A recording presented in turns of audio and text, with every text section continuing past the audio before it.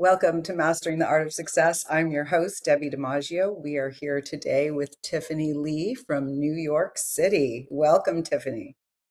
Hi, thanks, Debbie. I'm happy to be back on the show. I I feel know like it's a you year were or one of two. my first guests back over a year ago, and it's so fun to have. It's now I'm going on 2 years on my podcast, and it's so fun to come back and see where you've gone. And it was mastering the art of success, and now it's mastering the art of. It was mastering the art of real estate. Now it's mastering the art of success. So maybe we can talk a little bit about your poker life. So let me properly introduce you. Tiffany Lee is a dynamic hybrid residential and commercial real estate agent with over a decade of industry experience. Her versatility enables her to expertly advise a diverse clientele ranging from first-time home buyers to seasoned investors, developers, and small business owners. She has earned a reputation for her strategic insight, tireless work ethic, and client-first philosophy. These qualities define her sharp advisory style, which has cultivated a loyal base of repeat clients and steady referrals who trust her to develop and deliver winning strategies, even amid unpredictable market conditions. In 2017, Tiffany took a sabbatical to pursue another passion, poker. That bold decision led to a highly coveted final table finish at the World Series of Poker in Las Vegas that same year, a feat she impressively repeated again in 2021. She frequently draws insightful parallels between poker and real estate, applying the same principles of strategic thinking, risk management, and emotional discipline to help her clients navigate complex and often high stakes transactions. A lifelong New Yorker, Tiffany studied computer science at Brooklyn Tech High School and graduated summa cum laude from New York University. Prior to going all in on real estate in 2013, she launched her corporate career in advertising sales, steadily rising from sales associate to account executive at several major television networks. She currently lives in Brooklyn Heights with her fur baby Gambit, where you can find them sharing a slice of pizza and soaking in the city views from Brooklyn Bridge Park. Welcome, Tiffany. Welcome back. Thank you. Thanks, Debbie. I'm happy. I'm glad to be back. This is exciting. I Am I your know first it's guest? great. Did you say I'm your first guest for the year? No, you're Okay. my no, but you I when I first started, it was mastering the art of real estate. Now it's mastering the art of success. And I do have to admit, I messed up the Tiffany's today. But I That's funny. I showed up, but I you showed up. I should was like, oh you know my what? gosh, I know. That's the first key of success, right? Is showing up. That's Exactly. how you say it, right? You just show up. I'm told I go. Well, Yeah. first I want to ask, what's your favorite pizza place in Brooklyn? Oh man, that's a great question. I have to say, oh, an blah, blah, blah, artichoke Oh, I've basil. heard. It's like at the top of my tongue. It's in the tip of my tongue. I know which But one you're talking yeah, about. I've yeah, heard. the one with the white sauce and the artichokes, and that's kind of their bread and butter. I love that. You can't get it anywhere else. It's like such a unique recipe. Yeah, I think Nice. it's called artichoke basil. I haven't had pizza Okay. in so long. Yeah. No Trying to be carbs, no good. carbs. Trying to be good, yeah. Okay, let's go. So when you were growing up, where tell us a little bit about your background, where you grew up, and did you know that you would be in real estate today, when you started out your journey into your career life? That wow. So I grew up in Brooklyn, born and bred, have been here my whole life. Um, never left for school. I love New York so much I could never imagine leaving. And I feel the same way about doing real estate in New York. I can't imagine having this much fun doing it anywhere else. Um, and I think when I just rewinding back a few steps, did I imagine myself being in real estate? Probably not till I hit my mid 20s, not to age myself, because I've been doing this for over a decade at this point. But I originally I was someone who switched my major a lot in college. I kind of had varied interests all over the place. And I think what I love most about real estate is you get agents from all walks of life that bring transferable skills from their past professional lives and kind of have and then they insert their own spin into how they maneuver a real estate transaction, which is so fascinating to see. So for me, I would say my whole like mishmash of majors of, I was a business major, I was a biomed major, I was a computer science major. I was all over the place, but I think, the common thread across all the board is, and this actually ties into your rebrand to like where the theme is success is, I'm a huge systems geek. So we can probably zero Mm, in on how I've just good. been cleaning up my systems for my business, because you're only as efficient as the systems that you have in place. And funny enough, they're That one of the is most. true. Sorry, what were you gonna say? I ramble. So No, that's so true. Systems are so important. And so before we go to systems, because I'm a huge framework, I have my new book, The Mindset in Motion Method, Foundation for Success. I'm all about systems. So before we go into that, how and when did you were a poker player, and you not only were a poker player, you were a winner. So tell us a little bit about your poker years and then how you ended up getting into real estate and transitioning it from poker into real estate. Sure. So, funny enough, I started off in real estate as a profession, and then I took a hiatus from that, which is great because with real estate, it's not like you have to answer to an employer and be like, "Hey, I'm taking a few years off. Do I have Right. a job when I come back?" It's kind of on you, so just ease back into it. And I think, in my I want to say my mid 20s, because I made that transition. I think I was 26 when I decided to jump into poker full time. Uh, I Sorry. So yeah, I took the hiatus. I played poker full time, and poker is another game where you have to be very reliant on systems and stick to your plan, and then know when to deviate, when it's appropriate to deviate from that plan. Because, as you know, every real estate transaction has its own little wrinkle that shows up that you kind of have to turn on your brain and figure out a path forward and create like a organic game plan on the fly, but you still have your base game plan that you rely on to keep everything else running smoothly, so that everything's not a fire drill. Absolutely. So that was, yeah, I, that was, yeah. I call that pivot and adjust. We're always Ooh, pivoting and adjusting, right? yep. Exactly.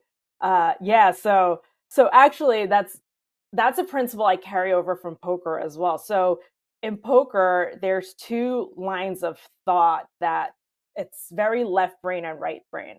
So the baseline way to play is called GTO, which stands for game theory optimal. And that's when you study a lot of systems and have a good baseline and discipline of what hands you should be playing in each seat and how you should be proceeding, pre-flop, post-flop, turn, river. Not to geek out, I'm sure. That was a whole other story altogether. But so that's like the math piece of it. And then the right brain piece of it is, and this is going to sound bad, but it's called exploits. And those are the pivot and adjustments that you make live when you're just observing the table. And that's where people are like, oh, you go off reads and looking at player tendencies. And in real estate, that's kind of how you size up the clients that you work with and the brokers on the other side of the deal. There's a lot of crossover with understanding people's motivations, why they're doing what they're doing, Right.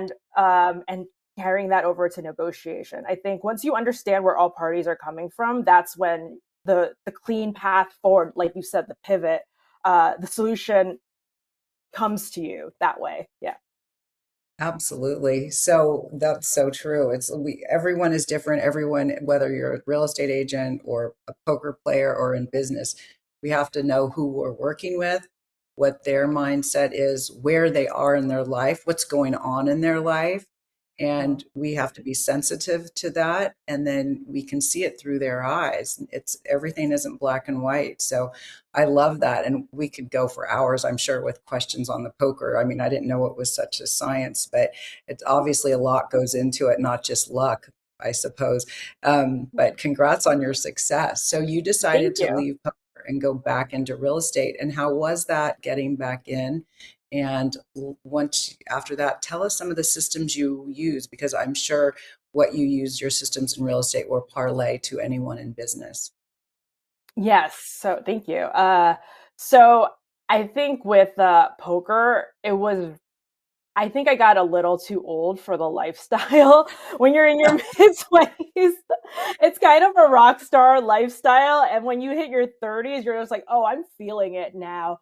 And, you know, you only, make money when you're playing, so your brain has to be on all the time, and you need to have that self-discipline of, "Hey, if I'm tired and I'm not playing my A game, I need to know that I need to get up from the table and just call it a day." Like, just end the session there, otherwise I'm not making good decisions anymore. So that was like a great learning from the sabbatical standpoint to help me reframe how I approached my real estate business. I like to call it my act two with real estate. Okay. So yeah, and I think like, the act three is probably when, you switch brokerages and then you kind of learn how that brokerage has its own systems that help elevate how you do your business as well. So I think brokerage selection is just as important. Like knowing which brokerage just fits how you like to run your business is just as important. I don't know if I'm allowed to plug my brokerage, but I'm at We Compass don't now. usually do that. We don't Oh, okay. We usually do do. that. Oh, Yeah, sorry. You can bleep that's that. okay. Sorry. We just like everyone to talk about themselves and, Okay. Um, so tell us about your systems. You must have your own systems. Oh my. Okay. So my system, it's a lot of documentation. My Mm, long view of what I eventually want to do is onboard team members to help address the volume issue that running into. Because I only have so many hours and energy in a day. And I'm also very particular about how I like things done. So some people call it anal. I call it being a perfectionist. I don't that know, makes but sense. I call it, I'm a self-proclaimed control freak. I can't help it. Just it has to be my way or the highway. it's a gift and a curse. I will say that. Yeah. Yeah. So I kind of have to. One of the things I feel like I probably have to work on is knowing when to reel it back in, and just kind of like you said, like I said earlier, adjusting to the table and the client. But I am like to your point, it's my way or the highway. I just feel like a lot of clients, especially if they're first time home buyers, they don't know any better, so I like to impose, I guess, my systems on them before, bad habits develop, because it's very hard to unlearn bad habits, like, thinking about how to, value property. Like that's something that I teach them from the Right. get-go, or just getting their documents buttoned up, especially if they're buyers. Right. Get a pre-approval letter. Don't just guesstimate how much house you can afford. You need to know what size stack that you're playing with, because that's another thing in poker too, is like your stack size determines how you approach, like the way you play a hand with, one size with a big stack is very different from how you would approach the same hand with a small stack. So Okay, so when you I say stack, is that money or those a number of cards? that's money. Okay. Yeah, yeah. Yeah. The I'm cards, not a poker I call it's okay. I call the cards, like I would my analogy for the cards, and this is something that I've been working on for my own podcast that I have I'm so delinquent on launching, but it's like the apple of my eye. I know the concept that I want to roll out, but it's just one of those things that hit the back burner. And that's the thing. That's another thing. I need to create a system for my podcast. That's the next Well, step. we will implement the mindset and motion method with you. We'll do that after, and I will help Fun. you get through it. Thank you. I need it. Um, so I lost my train of thought. What was I talking Oh, we about? were talking about systems and how important it is. Well, we were talking about, and I want to clarify for the two of us, we were talking about being control freaks and micromanager. And it's only not to be, it's because we want to educate and we know because we've been doing this for a long time. So we want to educate our buyers and our sellers and the agents and keep communication going, keep Mhm. marketing going, keep things in flow, but make sure everyone, as a realtor, I wrote a book once, we're the captain of the ship. We have to talk to the mortgage broker. We have to talk, in your case, attorneys and buyers and sellers and agents. And so we just need to make sure everyone is in sync, and we kind of Mhm. have to be the conductor of that. I love And that that's what we analogy. Yeah, we all have different words for it. I think when I talk to people who are very sports minded, I always tell them, I'm your star quarterback. I'm your Tom Brady in the real right, estate deal. And that's also kind of how I, justify my I guess commission and the value that I bring to the table. right. Yeah. If you don't, You're yeah, I would say I'm the goat. Real estate. The greatest. I'm just being silly. I'm just being No, facetious. no. But So any more systems? Can you name three systems or three things that you employ, kind of whether it's every day or just naturally because you're so used to them? Like, and do you use any mhm. apps or tools to keep you organized? Oh my God, it's a great question. And I've been geeking out on this for the past year. So AI has changed my life and the way that I Right, do my business. People are scared. The people who are scared of AI don't know how to leverage it to enhance your business. I right. don't think AI will replace the human aspect of being a real estate agent, but I do think that it has taken a lot of the emotional load that can Hmm. come with a real estate transaction, and cleanly communicating So true. my frustrations my frustrations and makes it sound more solution oriented So than true. what I really want to say. Or from being too wordy, it'll, take the Mhm. words down. The same, everything we're trying to say, but it breaks it down so it's more succinct. It really has helped me because I can tend to ramble. And so it really just tightens up my message, exactly what my message is. So, what other Yes. ways do you use it? So I've used it to templatize a lot of my standard emails. And Nice. I've, you know, through experience, I less is more. I had an Mhm. intern who was like, "Your emails are so short." Like I literally keep it as a haiku. I'm like, like I think brokers to brokers appreciate that. And also Right. when I receive an email, I don't want to read an entire paragraph. If Mhm. you do that to me at this point, I'm going to copy and paste into ChatGPT. I'm like, "What are they saying?" Simply put this into bullets for me because I'm not reading all that. I haven't thought of that before. That's great. Take their email and what are they trying to say in Yeah. 5 sentences. Exactly. It's helps so much with, uh, like like I said, alleviating the emotional part of it, alleviating a lot of the fat. Like you said, it trims the fat and Yeah, and when you trim the fat, things move faster. And our job as the agent on the deal, like you said, the captain, is to get to each goalpost faster. So right. AI has been instrumental in cleaning up my standard emails. If, like you said, there's a pivot, I will brain dump what I think the solution to the pivot is, which is why I think, people, I don't think AI is going to replace the people aspect of it, like that individual spin. I'll just brain dump, like, I think this needs to happen. Write me an email that gets me from A to Z, because, and then I'm like, okay, I'll see it. I'm like, I don't really love this part. I'll tweak, edit in this part. This is not what I meant. And then eventually, like after five passes, I get five passes and revisions on the prompt. I get to where I need ChatGPT to be to get It's my true. message You just across. have sometimes it's not always right, of course, and it's not always, especially with typos, but sometimes it doesn't capture exactly. So you just ask it to change the one part and it gets there instead of you re-editing, in the old Hmm. days, Yeah. a month ago, no, a year Yeah. ago, when we started using it. So it's great. Are there any other systems that you use in your daily life? So I actually have a standard operating procedure doc that Oh, I I've love it. and I have different columns for each client that I'm representing. So it's a very meticulous checklist. So that takes the mental load off of, okay, what do I have to do next?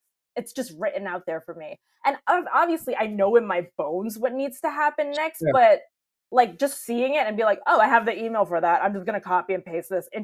Here's my standard introduction to the mortgage loan officer. Here's my standard introduction to, the real estate attorney. So I have, my dream team lineup of, the people that I've successfully done smooth deals with, who align with how I like to run my business, and are very solution oriented. And if Right. problems arise, they're not obstructionists. They Hmm. sit with it, and we can just pick up the phone, have a 5 minute conversation, and be like, okay, that's the game plan. Let's run it. So I think part of what enhances the systems are the people that plug in nicely with the system. So it's not so mechanical. That's like Right. that's the people aspect of it. But yeah, I have a really robust Word document that is a 1 point font. You have to like zoom in on it. It's just because, like you said, we're perfectionists. Um, Right. each key part of the deal, I've continually trimmed down and refined every Mm. time I run through it again. I'm like, actually, this part you can skip a few steps and still get the same quality outcome. And it, Right. it takes Right. you a fraction of the time to do. So I've created like templates where it's like a deal sheet that becomes an invoice. It's the same template. It just pulls the numbers, and it's like, okay, just plug in the date, export as PDF, send it to the attorneys. Like, thanks for great job on this deal, everybody. It's like a simple one liner. Here's the deal sheet. See everyone at the closing. That's it. Yeah.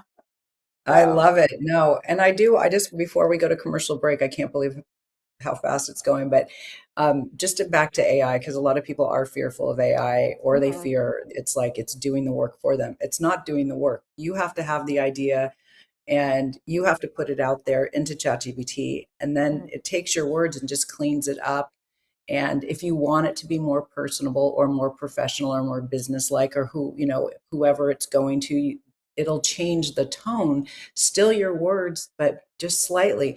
And then let's go to real estate agents quickly. Like in real estate, it's us. We're communicating. ChatGPT isn't communicating. We're communicating. We're delivering the message. We're picking up the phone and we're putting the emotion and what's behind it. The words are nice. It makes us get there quicker, like you were saying, but it's still the human connection, and buyers and sellers and people in business. There is, I don't think we're going to lose that human element. So Yeah. ChatGPT is great, but the human element is so key. So we'll be right back with Tiffany Lee, the poker broker. Did you know that your beliefs create your entire reality, but it's the subconscious beliefs that do most of the creating? Belief shifter and life coach Shiraz can help you identify those limiting beliefs and eliminate them, often in a single session. Like it was almost instant, like I had relief right away. Creating better health, relationships, careers, and finances. Let Shiraz help you step out of safety and into awareness. Definitely something's happening happening. It's like a flow inside. It feels good. Whether in person or online, Shiraz provides personal coaching, belief shifting. Visit Shiraz at energeticmagic.com or call 416-529-7429. Energetic Magic. Find your greater happiness. Be well. Be aware. Be magical.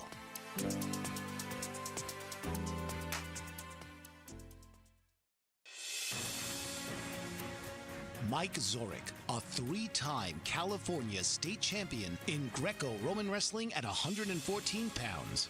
Mike, blind since birth, was born in Hartford, Connecticut. He was a six-time national placer, including 2 seconds, 2/3, and 2/4. He also won the Veterans Folk-Style Wrestling twice at 152 pounds. In all these tournaments, he was the only blind competitor.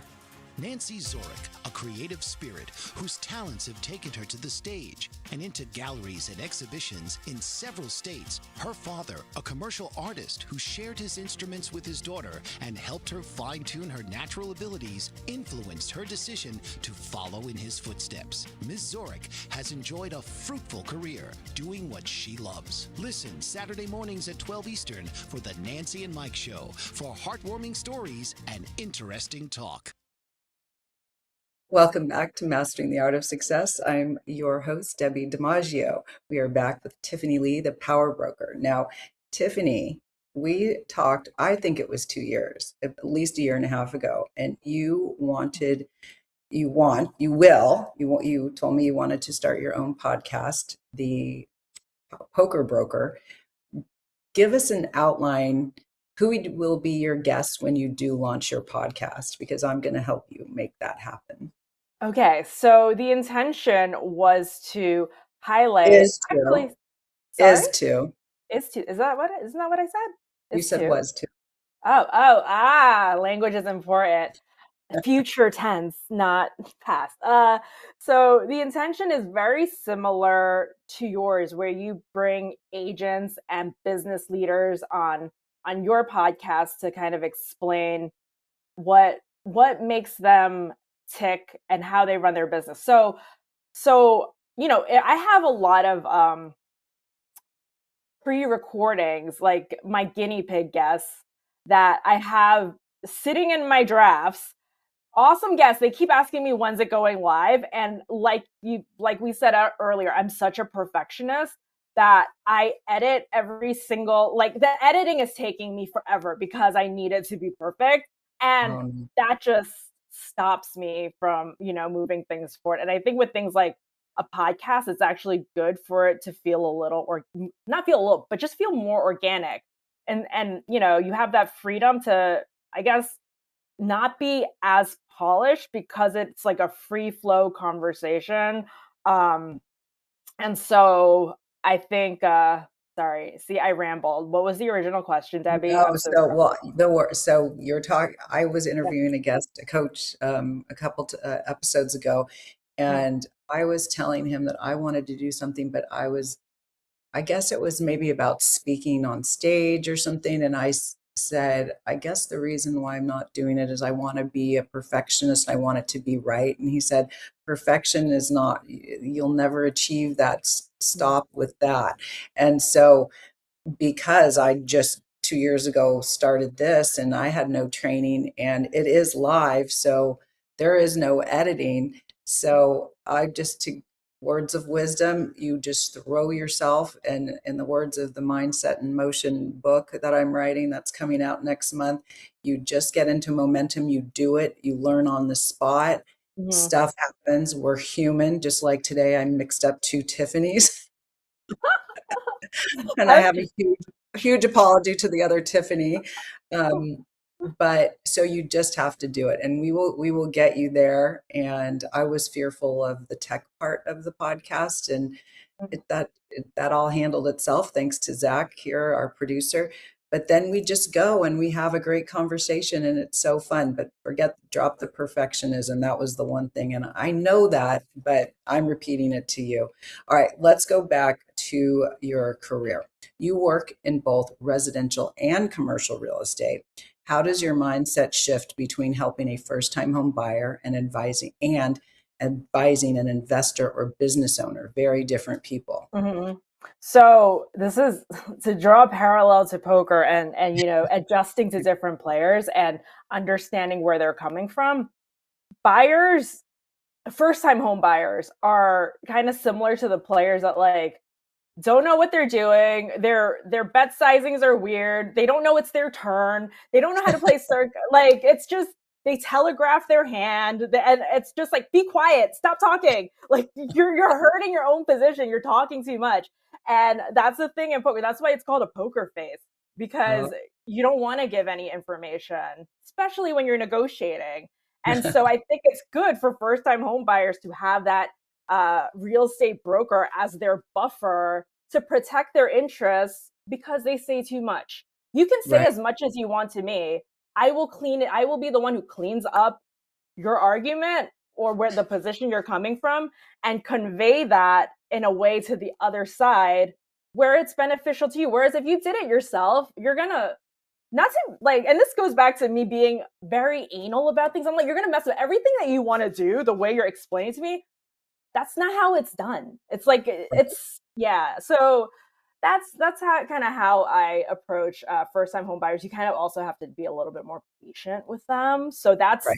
that's a virtue, and that's Yeah, something that I constantly am trying to work on and like and reframe. And that's something ChatGPT helps me with too. Is like creating a standard operating procedure of like general templates on how to explain things to first time home buyers in a way that is very simple and digestible. Because understandably, there's so many moving parts to a real estate transaction that if you're jumping into this for the first time ever, I forget how overwhelming it is because I do it right, every day. And, sometimes the danger is like inundating them with too much information at once. right. So, part of the standard operating procedure I have now is have them get their pre-approval letter, check in, follow up on where their pre-approval letter is at. But in the meantime, you could send them listings as well so that they see like things are popping up. And I think sometimes what really like kicks it into gear is when they find a listing they like, then they'll get their act together. But then you're Right, like, you see, we wouldn't have been rushing this much if you had done this in the first place and right. listened to me. So that's kind of how I approach first time home buyers is you need a lot of patience and you need to have so much there's so much explaining and Right. education that needs A to lot of happen. education. Yeah. Yeah. And I always say, I'm going to repeat, I do acknowledge to them, I am going to repeat myself. I do this every day. So it's easy for me because this is what I do day in and day out. It's new for you. So I'm going to repeat myself because when I say something today, it might not really pertain to what we're doing that day, but in a week or two or three, it's going to be really important. So you'll hear me repeating myself just so it becomes familiar to you. So Yeah. And you know what? I love that you say that because the thing with repeating yourself, it's so important, but I think a lot of times like first time homebuyers, they're so like you teach them something and then they think it's very black and white and rigid. right, Like and I tell them like one day I'll tell you a plan and then like maybe a week later the plan has changed because right, the situation has changed. So absolutely. I think sometimes like they misunderstand. They're like, "Well, you told me XYZ." And I was like, "Yeah, that was when we had the information then. We worked with the information we had. Now we have more information that shows us that we need to adjust our strategy and this is why I'm advising you to do what I'm advising you. I'm not backpedaling on what I'm saying, what I said a week ago. It's just additive and derivative of that based on, new information that we have." So Absolutely. that's another challenge I think with first time home buyers is like they're like, "But you said this," and I'm like, "Different now." Pivoting that to commercial, the conversations are so much faster. Right, Working with business owners, they have their own systems. They know what they're right. looking for, and it's less emotional and it's all about the numbers. So I think I mentioned earlier that ChatGPT helps me clean up a lot of the emotions and you know Mhm. filters my frustrations. And I think as I'm talking about this, I think I think that's probably why I transitioned from residential to commercial, was because I found myself getting like increasingly agitated with that being my only client base. Um, Okay. that's sorry. Love you, first time home buyers. Like, I will still work with you. Um, but I think selectively. I think that's the thing. I think that was the pivot in my career. Like, you have Right. to, and this is like something that I had to realize, is that I'm not going to be able to serve everyone, and that's okay. Like, making peace Right. with that is okay. There's certain clients where I'm probably not a good fit for them, and that's okay. Like, Right. if we're not a good fit, the deal's not going to be smooth. You're not going to take my advice, and you should find someone else that, you like their approach more. Because I find that I can be, in being strategic, I think sometimes it could come off a little bit cold. And Right. if you catch me at the wrong day of the week, or it's towards the end of the day, it gets the patience has, my social battery has worn off. Right. So there's that So how do aspect you of it. so how do you deal with your investor clients and commercial Um, yeah. deals? So that, in those respects, it's a much more high level conversation, which is what I enjoy. Like, I've Mhm. been doing this for so long that eventually, I wanted to stretch my wings, I guess, stretch myself and grow and learn how to, do more complicated deals. I love the puzzle aspect of it, right? And I Right. think it's so multifaceted, and because residential, it's a mix of heart and head. And Right. there's finite property types, finite uses. At the end of the day, they all just want to live there and be happy, right? And that's out of your control for the most. It's on that, like, you can't control how people feel, right? Right. So they need, and you have no idea how long you're going to spend with them until they feel something, right? And That's it's, so yeah, true. We facilitate the process once they identify it, but we can't make them.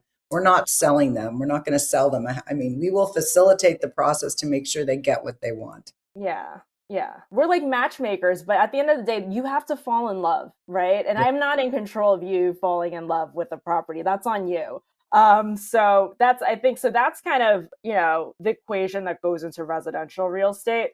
With commercial, it's more systematic, right? And we were talking about how I'm such a systems geek. So I think naturally I gravitated towards that as I worked on more commercial deals. I'm like, oh my God, it kind of, reinvigorated my love and enthusiasm for the job, which is why I took a hiatus in the first place to play Right. poker, right? I kind of got worn down with it, which is fair. So I think, as I look, in the look, 10 years out, I'd want to work on, these more complex commercial deals, and kind of like, I still have a big book of residential business, but like I said, I have the system so tight for residential because I've done it so many times that I could do it in the back of my head, and I can train someone on how to, help me with that book. Like, I'm happy. I love being a mentor too. I love teaching students that want to learn. Like, they have to be enthusiastic about learning. Otherwise, you're just kind of like, eh. But I get off on that. So, or sorry, I'm all over the place. But yes, I No. love the puzzle aspect of commercial. It feels more like a poker hand to me. Right. Right. Yeah. Very different commercials. So when we first met in person, you were telling me about a strategy you had to sell more property to commercial buyers. Do you remember what we talked about? I think it was apartment buildings or something we were talking about. It was your niche that you were working on selling Oh yeah, multifamily. Was it the multifamily. multifamily? Yeah, the multifamily conversation. Yeah. So that's kind of residential bread and butter piece of it. Most of my I guess the majority of my rental listings are from my developer book of business, where I have the high level conversations with the landlord. And one of my clients is a developer, investor, and builder, and he's a very close business partner of mine. We try to find ways to, elevate each other's business because we've gotten so close and referred so much business to each other that we're like, we need to create some type of one-stop shop at this point, because there's there's some type of business marriage here that we really need to tap into and key in on, and like meld our systems together to be this like beautiful thing. Uh, but yeah, so the advisory level is there with the investors, like figuring out the pricing. They're more receptive to being like, the market is responding. We need to, if we don't adjust our strategy, we're just gonna sit, like we're just gonna be sitting ducks, and you're gonna lose money. It's not worth, losing an entire month's of rent because you don't want to adjust the rent by this much. But Oh, yeah. right. So and then and on the other side of it, interfacing with the tenants, that's the residential, that's the heart side of it, right? And a lot of the multifamily units that I list are on the higher end side. So what's great is that I establish these, friendly relationships with the tenant where they build trust, and they're like, we loved working with you when you were the listing agent on this rental. We're now looking to buy property. Is that something you also do? And I'm like, yes. And so that's kind of where, some of my business pipeline comes from. Is you mentioned parlaying before. A lot of if a lot of the system is finding ways to parlay past clients into different categories of clients. Like there's a flow, a life cycle to it. and Hmm. and like the added value side is, if they enjoy working with you, they're going to refer you. So they morph on their own, and then their sphere also becomes your sphere when, they have a friend or family that needs real estate help. I've got That's kind of how I've organically built my book, the past decade or so.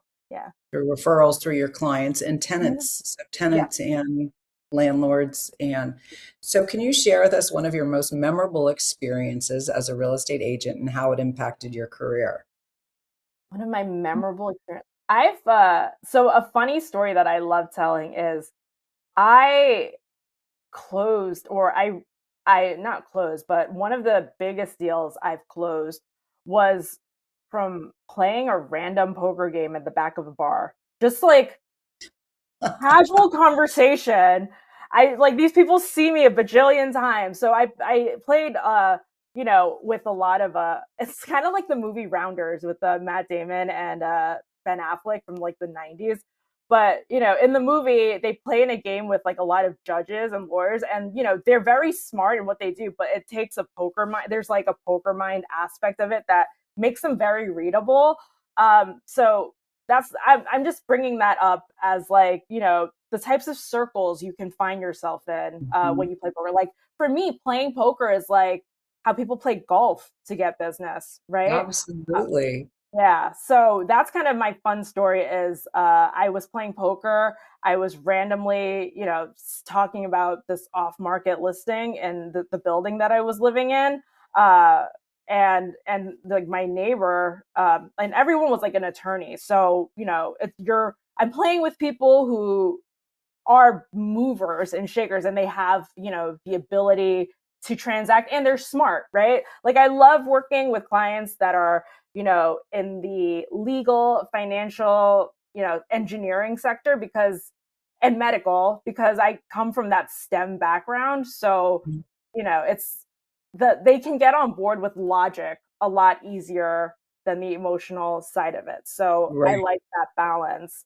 But yeah, so I think poker draws in a certain personality type that is, And you relate to it, and you are being your authentic self. And when I'm coaching or mentoring, I tell people I don't golf. I wish I golfed because there are so many people who golf and there's a lot of connections being made, but and a lot of business happening, but I just don't golf. We were at a golf tournament last week and I was like, oh, this is so boring. But the goal is, I learned as in 35 years of selling homes and being in business, was when you do what you love, you are connecting with like-minded people. I tend to do charity work.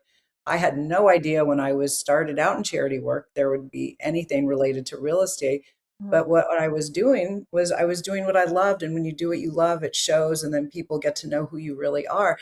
And you are in there playing your poker, doing what you love. And people, you are relating to those people. So if it's cooking or dance or poker or whatever it is, pickleball, do what you love and you will attract the people that you want to do business with and they want to do business with. So not every person is the right person for, each buyer or seller, each person in business. Do what you love, I think is so Mhm. important. So I have a tagline that I've always used is we are colleagues, realtors. We are colleagues, not competitors. You and Mhm. I are part of a mastermind group, and it's different real estate companies. We all come together and we share information. First, what does that mean to you? We're colleagues, not competitors. And Mhm. give us a little highlight of what it's like to be in a mastermind group with other professionals. I love talking shop with people who are driven to operate on a very high level. Yeah, there's that saying that goes, you never want to be the smartest person in the room because, then you're not learning anything. And I feel like in that mastermind, there's so many people at different phases of, their business. There's a lot of folks who have years of experience on me. So they've seen more, and I love sponging off of them and just hearing how they have navigated deals over the years and, challenges they overcame. And I think that's what's so great about our mastermind too is, like colleagues and not competitors. We're not afraid to be vulnerable in that group, which I Right, like. There's an open book. It's like, hey, I get frustrated at this point, and everyone's like, yes, that's a very relatable feeling, but you right. like don't want to show that to your clients. It was just like, so I love that we can talk about these little nuanced spots that we all run Right, into, but no one ever says it out loud that often. And I think that right. Mindshare is such a great space to, candidly have those conversations like, hey, this is a real thing that, a challenge that all of us face. And, you think you're alone in it, but once you say it out loud, you're like, oh, actually, I'm not alone. And let's all figure out, like, let's all just bounce ideas off of each other on what has worked. And I think that's so refreshing. Yeah, definitely, because we are independent contractors, so we are alone, and it is nice to come together in those groups and to share ideas, share information, or just to relate. No, I'm not the only one feeling like this, or yes, I've had that experience. So, Tiffany, how can people get a hold of you? And if you want to share any last bits of wisdom with us. So if you want to reach out to me, you can DM me on my Instagram. It's at Tiffany Sells New York. Or you can email me, Tiffany Lee, TIFFANYLEE at compass.com. That's another way you can reach me.